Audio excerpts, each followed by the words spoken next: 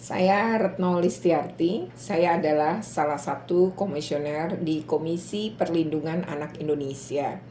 Di KPAI selain mengurus bidang pendidikan, walaupun sekarang disebut sebagai bidang pemenuhan, ya dan saya memang concern dari awal adalah di pendidikan. Namun saya juga menjadi kepala divisi mediasi. Nah, kenapa di KPAI ada mediasi? Ada divisi mediasi karena di dalam peraturan perundangan, yaitu di pasal 76 Undang-Undang Perlindungan Anak, memang KPAI diamanatkan untuk menjalankan tugas dan fungsi melakukan mediasi pelanggaran hak anak. Nah, pelanggaran hak anak yang dimediasi di KPAI memang didasarkan kepada pengaduan. Jadi, para pihak baik teradu maupun pengadu itu harus menyetujui apakah mau dimediasi atau tidak di KPAI. Karena beberapa kasus mereka mediasinya di luar, tapi untuk beberapa kasus karena salah satu pihak menolak untuk dimediasi, tentu KPAI tidak bisa melakukan mediasi. Nah, mediasi ini dilakukan oleh mediator KPAI.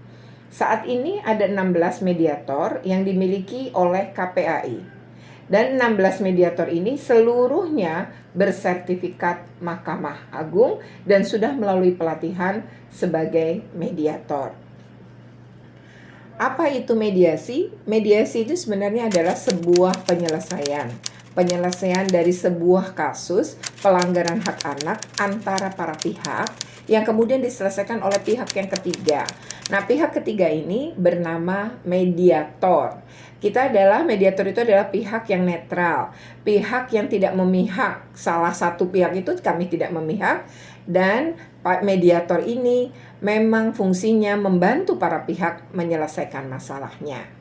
Nah, seperti apa kemudian permintaan mediasi? Mediasi itu bisa saja antara para pihak yang mengadu, ya, pengadu dan teradu.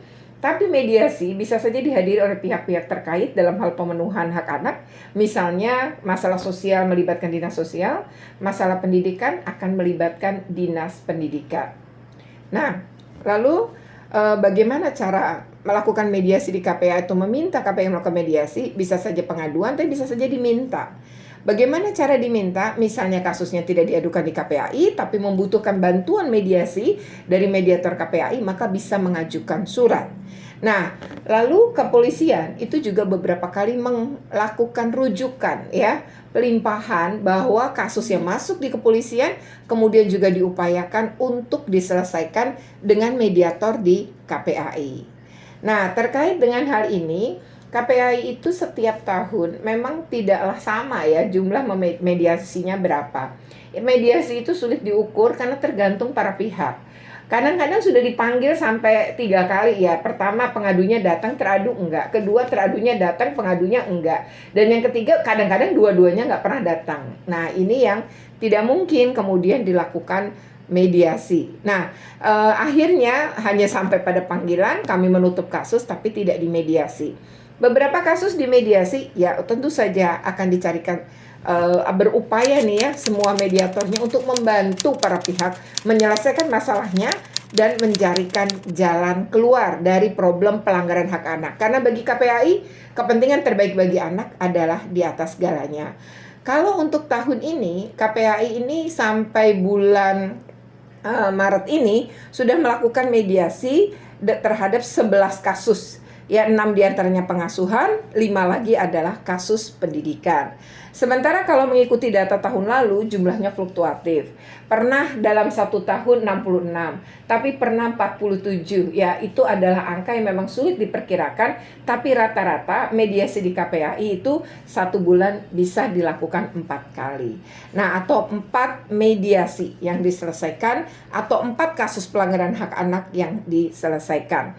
Dan kasus terbanyak memang pengasuhan.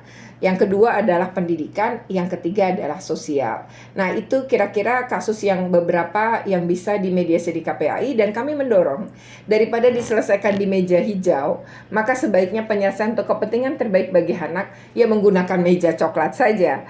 Nah, selain itu mediasi di KPAI karena masa pandemi, kami memiliki 2 mediasi. Yang pertama adalah mediasi secara luring, dan yang kedua adalah mediasi secara daring. Ini tergantung bagaimana para pihak memilih. Dan untuk mediasi secara daring maupun luring, kami memiliki SOP masing-masing.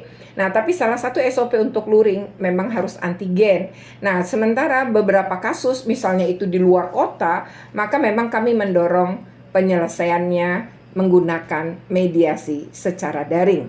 Karena penyelesaian mediasi secara daring itu selain murah, mudah, juga tidak terikat oleh tempat ya. Jadi memang secara geografis, apalagi mengingat sekarang adalah pandemi. Nah, ini adalah salah satu contoh karena banyak pengadilan pun sekarang menggunakan daring. Pembacaan berbagai keputusan pun dengan daring. Dan daring ini memang baru lahir ya, metode ini di KPAI atau pendekatan ini pada masa pandemi. Nah, oleh karena itu KPAI mengajak pada seluruh masyarakat yang memang memiliki problem pelanggaran hak anak, kami mendorong penyelesaiannya untuk kepentingan terbaik bagi anak ya adalah dengan menggunakan mediasi. Barangkali dengan mediasi ada titik temu. Kalau pengasuhan ayah dan bunda barangkali juga bisa rukun kembali, paling tidak bisa memberikan hak anak-anak untuk mendapatkan pengasuhan ayah dan ibunya meskipun keduanya sudah bercerai. Sedangkan untuk kasus-kasus pendidikan dan sosial, kami akan mendorong bagaimana pemenuhan hak pendidikan, hak sosial, misalnya anak-anak terlantar atau anak-anak dengan situasi berbagai situasi yang memang masuk dalam kategori masalah sosial.